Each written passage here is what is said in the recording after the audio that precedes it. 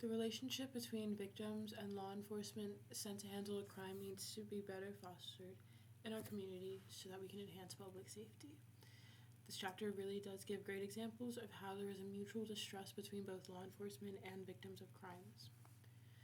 On the law enforcement spectrum, it's supposed that you should take a grain of salt with every witness to a crime because there is evidence that people cannot necessarily recall things with objective facts. But there are also stigmas and biases that have been reported in law enforcement themselves. An example of this is unfounding, that's described in the textbook as police simply not believing a victim's crime report, or defounding, which is when they do believe it to an extent. They don't necessarily believe everything that person just said. An example that I thought was really harrowing in the textbook was in Oakland, California, they dismissed 24% of rape cases and defended their actions by saying they were understaffed and would write off the cases from those who were deemed as untrustworthy sources, such as prostitutes and drug addicts. These are not common in the sense that they're not often investigated and then having the detectives have to defend themselves, but people do acknowledge that law enforcement does have bias and there's not necessarily any good reason to have faith in the criminal justice system. There is an obvious loss. The textbook describes when people lose physical items or they're burglarized.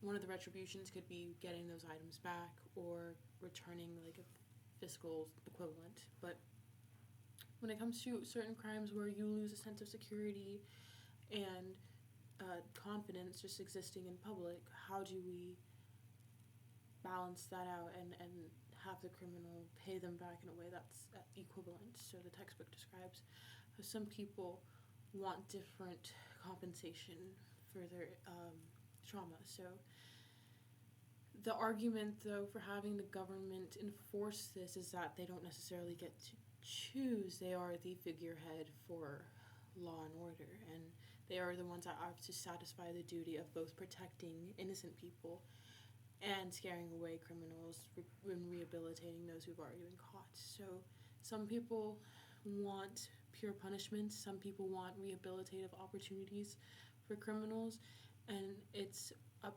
to prosecutors and the whole judicial system to really make these decisions, but it's often not very satisfactory for the victim either in the reporting process, in the handling process, and so the textbook gives some great measures of how we can make more progress in this sector.